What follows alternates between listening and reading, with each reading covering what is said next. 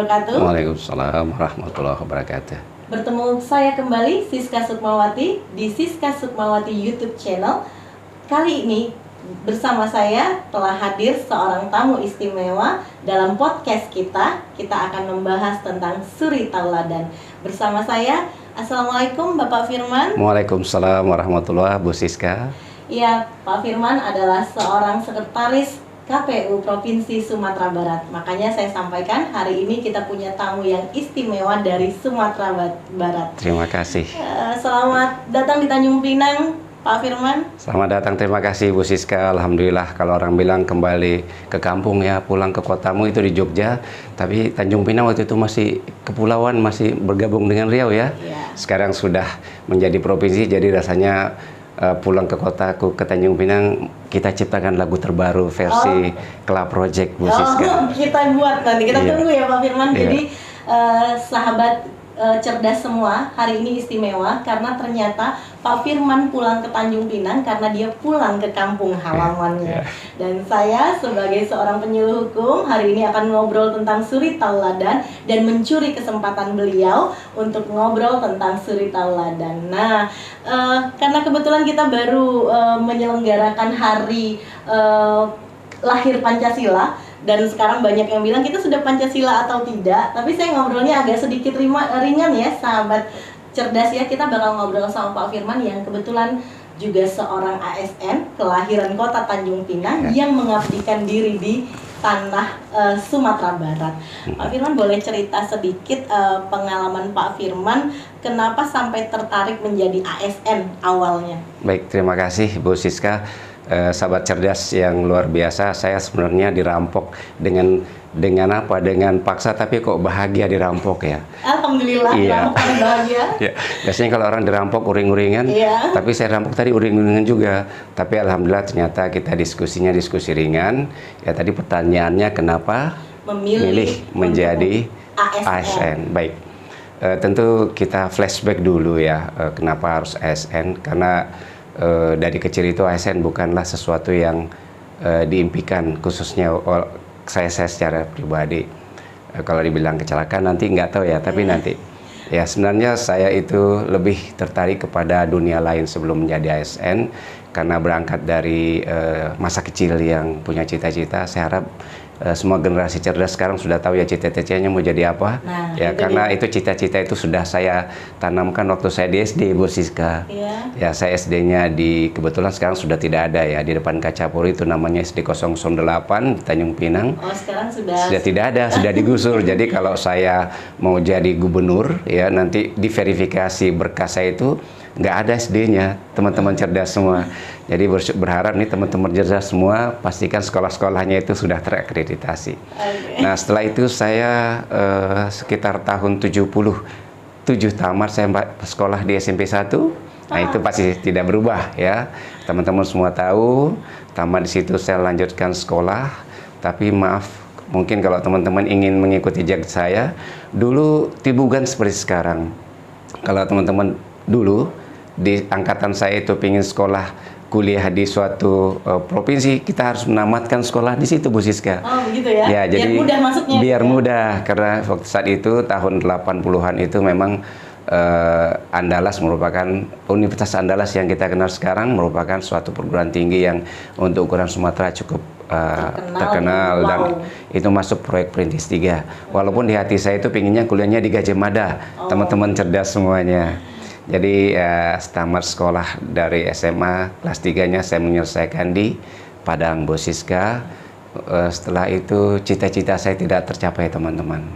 Saya ingin waktu itu ingin menjadi seorang dokter, ternyata tidak tercapai. 2 kali saya ikut seleksi, akhirnya saya mengambil jurusan yang lain, Bu Siska. Kebetulan waktu itu Bupati kita di tahun itu Pak Firman juga. Pak Firman juga? Ya, dan beliau juga sarjana hukum, Bu Siska. Jadi terinspirasi dari itu. Nah, makanya kalau cita-cita itu ya, kata Soekarno tuh setinggi gunung ya. Setinggi langit. Langit dan mantap tercapai setinggi gunung. Kan begitu, terus setinggi pohon kelapa. Nah, seperti itu. Jadi waktu itu saya gantungkan cita-cita saya menjadi dokter, dan itu levelnya mungkin sangat tinggi saat itu, dan saya jatuh di level di bawahnya. Memang kalau untuk ukuran perguruan tinggi, Fakultas Hukum dan Ekonomi itu di saat itu memang favorit. Akhirnya saya kuliah di hukum meskipun tidak di universitas yang favorit. Oke. Tapi teman-teman cerdas, jangan pikirkan perguruan tingginya ya, tapi pikirkan kualitas kita pribadi. Karena perguruan tinggi itu bukan segalanya kalau kita bukan segala-galanya. Itu kata pepatahnya begini Pak Firman. Mutiara akan tetap mutiara dimanapun dia berada. Betul. Kalau orang Padang bilang begini, padi itu dimanapun dia ditanam tetap akan tumbuh padi. Beda dengan rumput, walaupun ditanam di ladang padi, dia tidak akan pernah tumbuh menjadi rumput.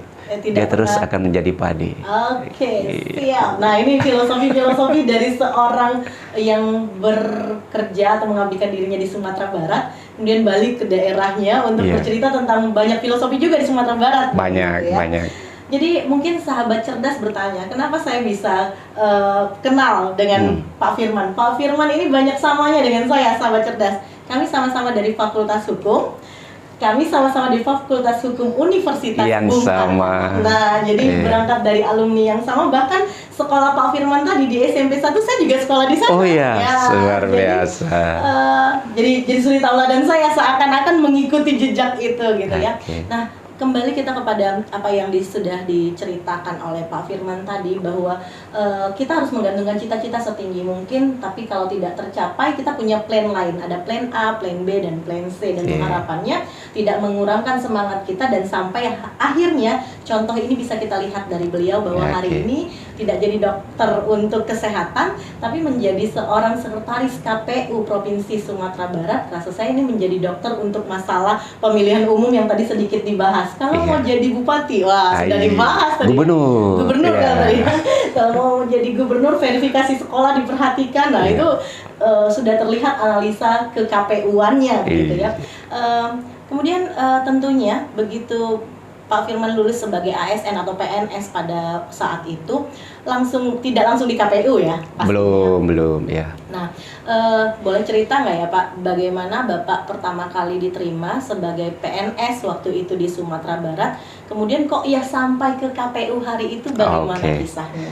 Baik, terima kasih Bu Sika. Teman-teman cerdas semuanya, menjadi sesuatu bagi diri sendiri itu perlu, apalagi menjadi sesuatu untuk bangsa dan negara yang begitu besar ya.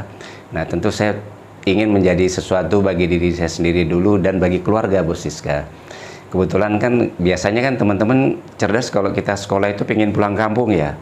Pengen pulang kampung, pengen mengabdi di kampung. Di saat itu tuh bagaimana mau pulang kampung Bu Siska?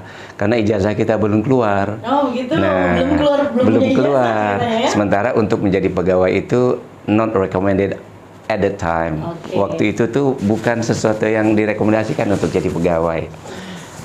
Apalagi kita punya, mohon maaf, kita punya teman yang juga punya rekomendasi mungkin di tempat-tempat lain ya, meskipun harus keluar ya. Jadi waktu itu saya mendaftar di pemerintahan itu cukup dengan sertifikat tanda lulus Bu Siska. Oh, luar biasa ya. Kita tahu ya, kita Universitas Bung Hatta.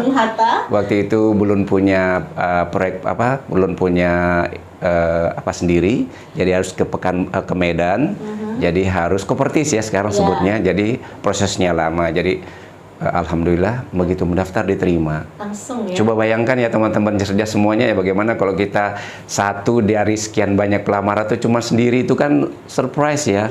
Jadi saya bilang, kamu sombong kalau kamu nggak ngambil, dia bilang gitu. Satu-satunya Fakultas Hukum dari Bung Hatta, dari sekian alumni yang ikut, cuma satu yang lulus, nggak ambil, kamu sombong, dia bilang begitu kan. Jadi wah ini kayaknya buyar juga. Nah akhirnya saya memutuskan diri untuk menjadi pegawai pemerintah Provinsi Sumatera Barat pada saat itu. Ditempatkan di Kabupaten Sijunjung. Teman-teman cerdas, Sumatera Barat memiliki 19 kabupaten kota, sementara kalau kita di Kepri memiliki 7 kabupaten kota, kita di Sumatera Barat memiliki 19, dan saya ditempatkan di Kabupaten Sawalentu Sijunjung pada saat itu. Kalau nanti teman-teman lihat peta, ke arah selatannya berbatasan dengan Jambi, ke arah sananya berbatasan nanti bisa dengan Riau ya. Dan itu saya 5 tahun mengabdi di Sijunjung, baru saya move ke provinsi. Baru move ke provinsi. Ya, pada saat di provinsi itu saya bertugas di Biro Hukum. Lalu seperti yang saya sebutkan tadi, teman-teman cerdas, ya mulai sekarang tolong diingatkan mimpi-mimpi kita. Ingat ya tadi saya ingin kuliah di Jogja ya, karena orang tua nggak bisa mungkin waktu itu ekonominya mungkin sampai di Padang saja ya teman-teman. Akhirnya saya bisa ke Jogja juga. Dan di UGM juga. Di UGM seperti yang saya inginkan teman-teman cerdas. Jadi waktu itu melalui ikatan dinas saya bisa sekolah di Jogja. Alhamdulillah, sepulangnya saya kembali bertugas sampai 2008 baru saya mengabdi di KPU. Teman-teman cerdas, sekarang saya sudah bukan pegawai Pemda lagi, Bu Siska. Sudah vertikal tapi ya? Sudah menjadi seperti Bu Siska ya, pegawai Kemdanham dan saya pegawai organik Komisi Pemilihan Umum Republik Indonesia. Ditugaskan di Sumatera Barat. Seperti jadi itu. bisa lintas provinsi juga ya. Iya. Sepertinya mungkin kita bakal tunggu juga di Provinsi Kepri, ya nggak? Oh iya. Oke, siapa tahu balik kampungnya untuk mengabdi begitu. Jadi, amin. Kalau bercerita tentang Biro Hukum, bagian hukum gitu ya. Kebetulan kami di Kementerian Hukum dan HAM sebagai penyuluh juga selalu bekerja sama dengan Biro Hukum nih Pak Firman. Iya. Jadi banyak sekali ternyata keterkaitan kita sebenarnya, dan saya ingin menguatkan kepada sahabat cerdas yang punya cita-cita untuk belajar di Fakultas Hukum, ayo semangati diri karena kita butuh banyak sekali orang hukum yang punya integritas. Dan bicara tentang pengalaman Pak Firman tadi yang sudah sampai ke KPU, kemudian tadi kuliah ke Jogja, berkabar dapat beasiswa begitu ya. Saya juga S2 tapi tidak sampai di UGM, cukup di UIB, malah lagi UIB, Universitas Internasional Batam. Tapi tidak mengurangi semangat saya, dan alhamdulillah seperti yang saya bilang Bu Siska, perguruan tinggi bukan segalanya. Ya, jadi kita yang harus mengharumkan nama tempat kita berada. Siap, gitu. iya. Kembali kepada suri tauladan, siapa sih yang sebenarnya menyemangati Pak Firman? Ada di Biro Hukum, banyak sekali aturan yang dibuat, kemudian kita juga bertugas menyampaikan informasi hukum kepada masyarakat terkait dengan suri tauladan. Sekarang itu sebagai penyuluh hukum Pak Firman, saya selalu turun ke masyarakat, dan masyarakat apalagi selalu bilangnya pemerintah cuma bisa ngomong aja, tapi tidak melaksanakannya, tidak menjadi contoh yang baik buat kami masyarakatnya begitu. Saya mengajak masyarakat untuk berbaik sangka bahwa kita pemerintah ASN berusaha melakukan hal yang baik, memberikan pelayanan yang baik. Tapi jujur, saya pribadi nih Pak Firman sebagai penyuluh masih banyak hal-hal yang memang harus kita terus perbaiki. Dan menjadi contoh itu berat. Nah, bagaimana Pak pengalaman Bapak dari mulai di Junjung mungkin tadinya, kemudian beranjak ke bagian hukum, ke Biro Hukum Provinsi Sumbar, kemudian sempat kuliah, kemudian balik lagi, dan akhirnya sekarang di KPU yang lumayan kerjaannya itu bagaimana, sekuat apa, dan siapa mungkin figur yang patut dicontoh, dan bagaimana bisa mencontoh hal-hal yang baik dengan kuat meskipun di sekeliling kita kadang ada hal-hal yang tidak sesuai dengan kita. Baik, makasih Bu Siska. Ya, seperti teman-teman jelas yang saya hormati, seperti yang saya sampaikan tadi, hidup itu memilih, ya, hidup itu memilih, dan menentukan pilihan itu kadang-kadang tidak semudah kita membalikkan telapak tangan. Ketika kita punya cita-cita A ternyata tidak tercapai dan kita memilih cita-cita yang lain, pasti ada alasan penguat. Nah, nanti teman-teman akan merasakan kalau saat teman-teman akan melakukan pilihan antara A dan B, atau ada C, ada program A, program B, dan program C. Nah, kenapa memilih hukum itu? Ya, karena tadi yang saya bilang ada dasarnya tadi Bupati. Ya. Dan kalau kita sudah memilih, kita harus bertanggung jawab terhadap pilihan kita, Bu Siska. Jadi kalau lagu dangdutnya bilang terlanjur basah, ya sudah. Basah sekali. Mandi sekali. Gitu, mandi sekali. Nah, jadi artinya kita tidak cukup. Mungkin kalau kuliah ya Bu Siska, dunia kampus dengan dunia bekerja itu 100% berbeda. Walaupun kita sudah ahli di bidang kita masing-masing, tapi ketika kita di tempat kerjaan, kadang-kadang tidak seperti itu. Bu Siska kalau di tahun 89, saya pertama jadi ASN itu, atau 90 aktifnya, itu kalau kita sarjana itu jangan diharapkan kita sudah memegang pekerjaan yang sudah levelnya tinggi, Bu Siska. Kita harus menjadi, mungkin ya istilahnya dipelonco dulu ya, membuat sampul surat dulu, misalnya seperti itu kan, sampai kita nanti diberi tanggung jawab yang sesuai dengan keahlian kita seperti itu. Nah, tadi pertanyaan Bu Siska kan panutan ya. Sebenarnya kalau untuk bekerja itu tentu ada yang kita contoh ya. Tapi kalau saya dari sendiri memang bismillah dulu. Dimulai, niat yang paling penting. Apapun besarnya pekerjaan, seberat apapun pekerjaan, kalau kita sudah niatkan, insya Allah selesai. Jadi sepanjang karir di bidang hukum ya, katakanlah di bidang hukum, karena saya selama bekerja jadi ASN itu hanya sekali yang menyimpang di mutasi di pegawai, sudah itu di hukum, nanti kembali lagi ke instansi yang lain di lingkungan hidup itu juga dihukum, kembali ke mutasi ke diperbantukan di KPU juga di bidang hukum sampai mendapat posisi yang sekarang ini. Jadi orang mengenal kita itu ya kalau mau cari penyuluh hukum cari Bu Siska. Kalau KPU di saat kita pelaksanaan tahapan jabatan yang kosong itu misalnya kabak hukum, carinya Firman itu, coba cari dia bisa itu, seperti itu. Orang merekomendasikan kita untuk masuki tempat di lembaga yang ini. Jadi di samping kualitas kita yang orang kita tahu, kita juga tahu. Tapi orang bisa merekomendasikan Bu Siska. Artinya jangan kita yang bilang saya bisa. Aku kesinilah, kamu ngajakin aku kesinilah, kasih jabatan aku inilah, tidak seperti itu. Tidak by request. Ya? Tidak by request. Jadi semua struktural yang kita jalani itu tuh memang orang yang merekomendasi. Sekarang Bu Siska akan lebih enak kalau untuk mengisi jabatan. Beda dengan kita dulu. Dulu itu menduduki jabatan kita diusulkan orang. Kalau sekarang kita yang memilih. Ya, dengan JFT itu ya Pak Firman? Iya, kita memilih jabatan ini, akan dilakukan seleksi yang ini, Nah, yang saya bilang tadi, kalau kita sudah memilih, kita harus bertanggung jawab terhadap pilihan kita. Itu yang membuat sampai saat ini survive ya. Nah, kalau soal siapa yang menjadi panutan, tentu panutannya nggak bisa disebut satu-satu ya Pak? Nggak bisa, karena kita punya jenjang. Kalau saya ambil senior mungkin yang ahli hukumnya ada Pak Sofian misalnya, ada Bu Rina misalnya di pemerintah provinsi Sumatera Barat saat itu yang merekomendasikan, sekali lagi kamu bisa di sini, saya ambil kamu di sini. Terus nanti selanjutnya kita hanya memperlihatkan pekerjaan kita. Dalam tanda kutip ya, tidak ada yang sempurna, pasti ada celahnya. Dan celahnya itu mungkin excuse kita itu tertutupi dengan yang banyak kita lakukan, seperti itu Bu Siska. Ya. Jadi kalau seperti apa yang dijelaskan oleh Pak Firman tadi ya, kita nggak bisa nyebutin siapa yang kita teladani begitu ya, karena sesungguhnya hati kita masing-masing tahu tuh mana yang patut kita teladani, mana yang semua yang baik itu bisa kita teladani. Bahkan kita belajar itu bukan dari orang yang ahli.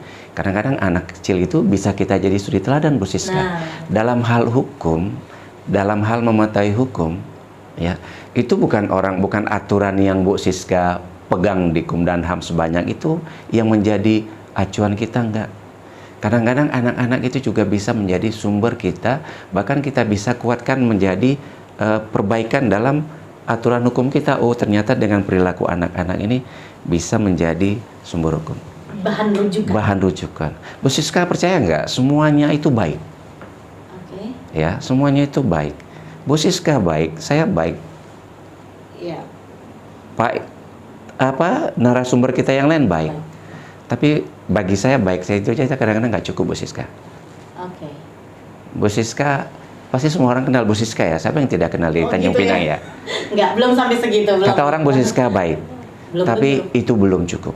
Kalau saya lihat Bu Siska keluar buru-buru tanpa helm, tidak baik. Jadi baik itu tidak cukup, harus benar. Harus ya seperti itu. Saya juga seperti itu. Orang mungkin menilai saya baik, tapi kadang-kadang dengan melihat perilaku yang di luar sana, yang menurut orang tidak pantas disuri teladani, rupanya mereka lebih benar daripada kita. Mungkin kita pernah melakukan kesalahan. Maaf berkata, kita pakai kendaraan, Bu Siska bawa mobil ya, tidak plat merah. Ya kan, kalau di Padang itu sudah ada CCTV yang ini Bu Siska. Sama, di sini sudah ada. Mulai ya. Nah, Kalau Bu Siska menabrak lampu merah itu, Bu Siska orang baik kan? Tapi melanggar, tapi tidak untuk jadi suri tauladan. Nah, orang yang bisa berdiri di belakang kita itu tuh sudah menjadi suri tauladan kita. Oh, kita harus seperti mereka. Apalagi kalau saya memang difasilitasi mobil dinas, Bu Siska. Apalagi kita yang berplat merah. Harus menjadi suri tauladan gitu. Jadi bukan saya sendiri aja. Semua kita bisa menjadi suri tauladan. Iya. Jadi sedikit agak rumit, tapi sebenarnya ringan. Oke, gitu ya, iya. Kalau saya sedikit simpulkan apa yang Pak Firman sampaikan tadi, ternyata setiap kita punya kesempatan untuk jadi suri tauladan. Betul. Tergantung kita mau jadi suri tauladan atau tidak.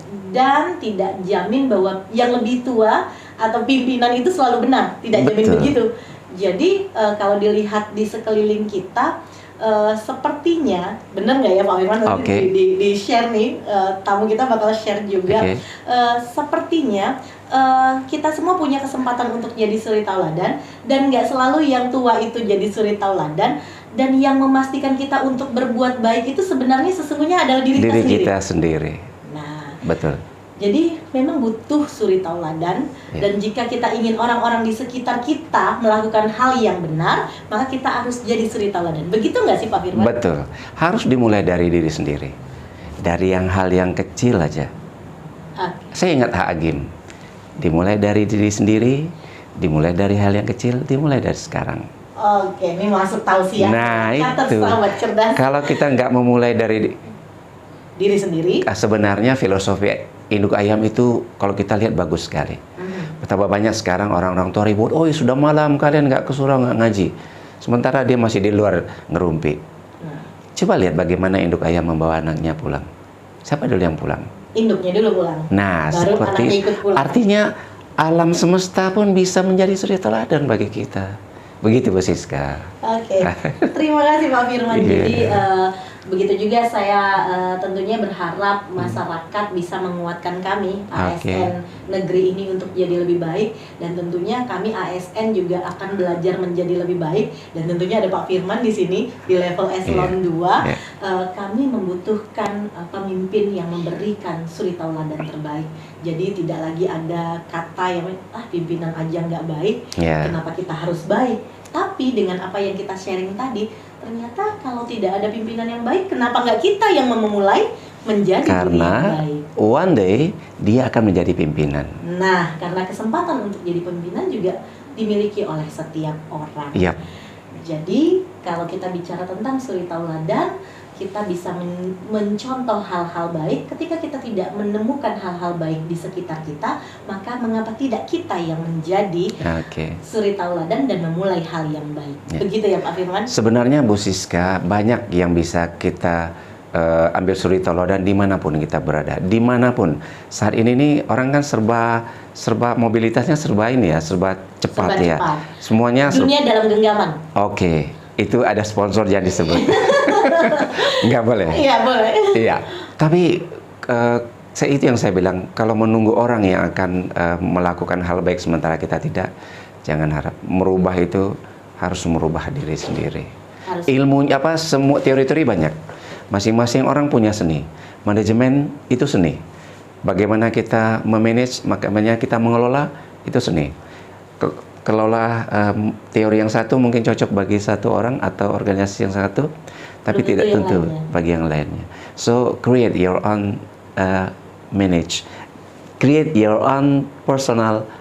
Seperti apa yang akan kita lakukan? Kita punya seninya masing-masing. Sendiri-sendiri, Mungkin kalau berbicara seninya masing-masing, saya ingin share juga ini Pak Firman. Sama dengan menyuluh gitu ya. Menyuluh itu nggak bisa kita meniru orang lain gitu ya. Maka jadilah diri kita sendiri. Be yourself. Be yourself untuk menjadi orang yang bisa berkomunikasi dengan baik. Tapi kita bisa berlatih bagaimana kita bisa berbagi informasi kepada sekitarnya gitu ya Pak. Pak Firman, mungkin ngobrol kita nih nggak bisa panjang lebar, tapi harapannya sahabat cerdas masih tetap tune in sama kita.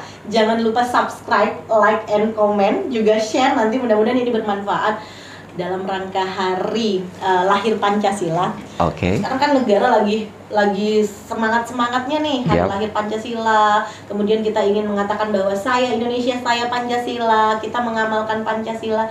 sebagai seorang pimpinan eselon 2 di jajaran KPU Provinsi Sumatera Barat. Oh, mau dipindahin ke Kepulauan Riau ya? Mungkin lebih pos tadi ya, langsung ditangkap sama Pak Firman. Mudah-mudahan diaminkan, amin gitu ya. Sebagai seorang pemimpin, apa yang Bapak lakukan untuk bisa mengajak jajaran Bapak mengamalkan Pancasila dalam kesehariannya? Oke, terima kasih. Sobat cerdas semuanya, kemarin Presiden kita dalam sambutannya pasti teman-teman sudah ikut semuanya ya. Dari melihat cara beliau berpakaian saja sudah pakaian adat tanah bumbu ya. Teman-teman tahu semua pakaian adat yang dipakai kemarin, termasuk Bu Siska kemarin berpakaian adat ya. Iya, pakai pakaian Melayu gitu. Oke, itu Pak Presiden Jokowi dengan berpakaian adat tanah bumbu itu dari salah satu pakaian adat di Kalimantan Selatan, itu sudah mungkin dengan pakaiannya saja sudah memberi contoh ya atas nilai-nilai yang terkandung dalam Pancasila. Sebenarnya dari setiap aktivitas kita, di setiap kehidupan kita sehari-hari, dari mulai kita bangun tidur sampai nanti kita tidur lagi, itu semua sudah ada butir-butir Pancasilanya itu, Bu Siska. Nah, ini kalau orang dulu, termasuk saya, kita dulu ngafalnya sampai ke butir-butir ya? Butir-butir, mungkin sekarang sudah ini ya. Sudah lebih simpel gitu ya? Iya, Bu Siska. Nanti Bu Siska kalau punya waktu luang, pergilah keluar, temui adik-adik kita. Tahu nggak dia Pancasila ada berapa, Bu Siska, kalau punya waktu?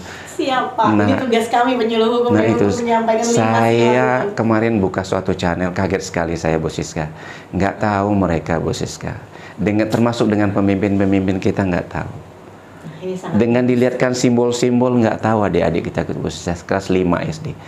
Nggak tahu kepanjangan SD, nggak tahu ini gambar, itu gambar dinas pendidikan ya. Mereka nggak tahu, ini pemimpin nggak tahu.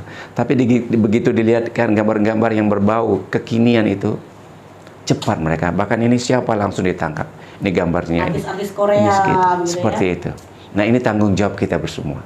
Termasuk teman-teman cerdas semua yang saat ini sedang mendengarkan kita dimanapun berada. Menonton kita nih, Pak. Menonton kita ya. Mulailah ya bagaimana mengamalkan nilai-nilai luhur Pancasila itu yang sebenarnya sih sudah ada di zaman sebelum kita merdeka. Cuman 1 Juninya saja kita memperingatinya. Sebagai hari lahirnya Pancasila. Nah, karena saya dapat tugas langsung dari Pak Firman barusan, saya ingatkan kita punya 5 sila. Sila pertama, ketuhanan yang Maha Esa. Nah, kalau dari bangun tidur, setiap umat Islam, kalau kita bicara tentang background agama kita, kita harus sholat dulu nih. Bangun tidur, mandi, sholat, itu sudah ketuhanan yang Maha Esa. Nah, kalau sudah ketuhanan, mungkin bukan Islam saja, di semua agama yang menganut apapun. Tidur, pasti mereka punya aktivitas sendiri secara ketuhanan. Mungkin mensyukuri nikmat atas diberi umur panjang, bukan kita saja. Teman-teman yang lain juga pasti melakukan hal itu. Nah, itu untuk bangun tidurnya. Kemudian kita lanjut ke sila kedua, ada kemanusiaan yang adil dan beradab. Jadi kalau sudah bertuhan, biasanya kita udah tahu nih bahwa kita nih makhluk gitu. Kemudian kita lahir nih sama dengan manusia lainnya, punya hak dan kewajiban masing-masingnya. Jadi tidak ada yang lebih tinggi, tidak ada yang lebih rendah, kita tuh sama, sehingga jadi manusia yang berlaku sama, memperlakukan sama antar satu dengan yang lainnya. Jadi kemudian bangun pagi, menjalankan aktivitas, jadi manusia yang adil dan beradab. Misalnya seperti kita, kalau saya sebagai seorang ibu menyiapkan sarapan buat anak dan suami saya, itu kan lebih melihat orang-orang di sekitar kita, begitu. Kita lanjut ke sila ketiga. Nah, Persatuan Indonesia. Kalau bicara Persatuan Indonesia, ketika saya pergi ke kantor, saling toleransi, saling tegur sapa. Kita menghargai keberagaman. Nah, mendengarkan pendapat orang lain, kemudian persatuan ini mengajarkan kita tidak ada diskriminasi di sana, dan memberikan pelayanan pun yang terbaik, bukan karena dia adik saya yang datang butuh layanan, lantas saya dulukan. Nah, jadi ini contoh untuk sila ketiga. Ketuhanan yang Maha Esa, kemanusiaan yang adil dan beradab, Persatuan Indonesia, baru sampai 3. Keempat, kerakyatan yang dipimpin oleh hikmat kebijaksanaan dalam permusyawaratan perwakilan. Ini contohnya, kayaknya Pak Sekre yang harus menyampaikan ini terkait dengan pemilihan pemimpin. Oh gitu ya. Teman-teman cerdas semuanya, kalau berkaitan dengan kepemiluan ya, kalau kita mau memilih wakil-wakil rakyat, apakah wakil rakyat di tingkat kabupaten kota atau di tingkat provinsi dan di tingkat pusat, ya itu semua sudah ada dinamika, sudah ada aturan yang mengacunya dengan seperangkat peraturan yang ribet banget ya. Kalau undang-undang sekarang mungkin teman-teman cerdas semuanya, kita baru selesai melaksanakan pemilihan serentak ya. Ada di 270 pemilihan kepala daerah, ada 9 di provinsi, salah satunya di Kepulauan Riau. Ya. Ada di Sumatera Barat, Kepulauan Riau, Jambi, dan Bengkulu. Ada di Sulawesi Utara, Sulawesi Tengah, Kalimantan Selatan. Pokoknya ada 9. Selebihnya itu kabupaten kota. Di Kepri ada berapa kabupaten kota, Bu Siska, yang pemilu? Bintan dan Tanjung Pinang tidak, cuma Tanjung Pinang sama Tanjung Pinang yang tidak. Selebihnya iya. Jadi Anambas, Natuna, Bintan, Batam. Nah, itu Lingga juga. Lingga. Teman-teman cerdas semuanya, pemilu serentak yang kita lakukan kemarin itu cukup luar biasa. Perjuangan beratnya, apalagi di tengah-tengah kita pandemi, Bu Siska. Ya, hampir teman-teman cerdas kalau kita flashback lagi, ingin sudah pemilunya dibatalkan saja, kita tunda nanti kalau tidak pandemi. Ternyata berguru dari negara-negara lain yang juga dalam masa pandemi dan sukses melaksanakan pemilihan, ternyata Indonesia juga sukses melaksanakan pemilihan di tengah pandemi. Bahkan di saat pandemi itu tidak ada klaster baru. Teman-teman cerdas semuanya. Bahkan tingkat partisipasi, Bu Siska, teman-teman pemilih datang ke TPS itu cukup tinggi. Nah, untuk itu di 2024 nanti, di saat kita akan melakukan pemilihan serentak lagi, kalau di tahun-tahun sebelumnya pemilihan serentak itu hanya di pemilihan presiden ya dan wakil presiden, didahului dengan pemilihan legislatif ya, DPD, DPRD provinsi, kabupaten kota, dan RI. Sekarang diserentakkan lagi dengan pemilihan kepala daerah. Makin pusing deh. Ya. Tapi teman-teman cerdas, percayalah, pengalaman kita di pemilihan presiden kemarin yang begitu banyak merenggut teman-teman kita sebagai penyelenggara, itu sudah menjadi pelajaran bagi kita ke depan. Jadi teman-teman cerdas jangan takut untuk berpartisipasi dalam pelaksanaan pemilu. Teman-teman mungkin bisa bergabung bersama kami di KPU. Bagi teman-teman yang sudah memenuhi persyaratan, Bu Siska, ya bisa mengabdi sebagai penyelenggara KPU di tingkat bawah dulu ya. Kalau tidak di tingkat yang KPU kecamatan dulu. Ya, kalau itu ad hoc, Bu Siska. Kalau yang permanennya itu di KPU provinsi, kabupaten kota, provinsi, dan RI. Nanti di saat tahapan baru kita rekrut yang di tingkat kecamatan, tingkat kelurahan, dan tingkat TPS, dan tingkat nanti ada teman-teman yang memutakhirkan data. Silakan teman-teman cerdas semuanya, nanti dicari ya informasi tentang kepemiluan, khususnya menghadapi pemilu 2024, di mana pelaksanaan pemilu yang saat ini sedang dibahas itu kemungkinan besar dilaksanakan di bulan Maret untuk pemilihan ini legislatif dan pilpres. Nanti bisa jadi kepala daerahnya kalau saya tidak salah itu di bulan November. Jadi punya ada rentang waktu. Kita dapat informasi lebih awal nih. Iya, tapi Bu Siska itu sudah ada di informasi-informasi kita. Lihat nanti di Instagram KPU, di YouTube KPU, di Facebook KPU, di Provinsi Kepulauan Riau juga sudah ada. Silakan buka Instagram dan www.com.kpu kepulauanriau.go.id atau kpuri.go.id. Itu untuk sila keempat. Jadi ikut memilih itu melaksanakan sila keempat. Bu Siska, memilih itu kalau di kita kan di undang-undang bukan merupakan kewajiban, tapi merupakan hak. Berbeda ya. Tolong dipergunakan hak kita sebagai warga negara yang baik. Jangan menjadi golput. Tadi kita sampai sila keempat dan sila terakhir yaitu keadilan sosial bagi seluruh rakyat Indonesia. Sebenarnya kalau kita lihat-lihat ya Pak Firman, sila pertama jika kita sudah mengamalkan, kita akan mengamalkan sila kedua. Jika sila kedua sudah, kita akan bersatu. Sudah bersatu, kita akan memilih orang yang memimpin kita. Kemudian kalau sudah 1, 2, 3, dan 4, maka sila kelima, keadilan sosial bagi seluruh rakyat Indonesia ini sebenarnya akan tercapai. Tapi hari ini masih belum tercapai maksimal, dan harapannya ayo kita sama-sama amalkan Pancasila supaya sila kelima ini benar-benar bisa kita rasakan dan kita menjadi manusia yang adil, kemudian kita bisa menikmati keadilan sosial bagi seluruh rakyat Indonesia. Mengamalkannya simpel Bu Siska, dari hal yang kecil. Nah, dimulai dari hal yang kecil, dari diri teman-teman cerdas semua, dari sekarang setelah kita selesai podcast ini.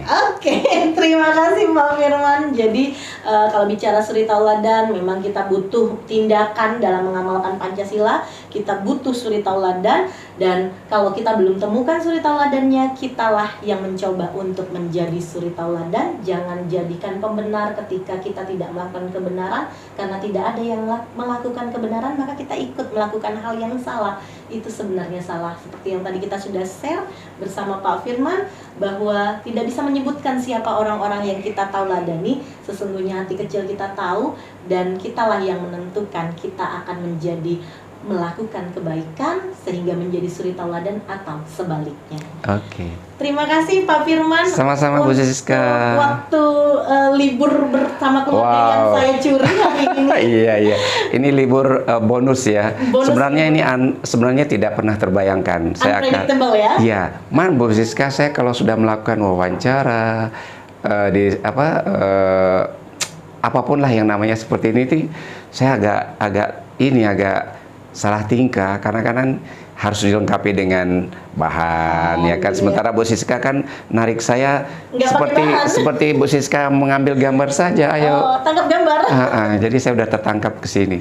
Oke, teman-teman cerdas semua, thank you so much. Mudah-mudahan apa yang saya sampaikan, yang kita diskusikan hari ini, saya berharap teman-teman sendiri yang mungkin akan lebih baik daripada kami yang ada di sini kalau itu sudah diniatkan dari hari ini. Pasang niat, biar nanti Allah yang akan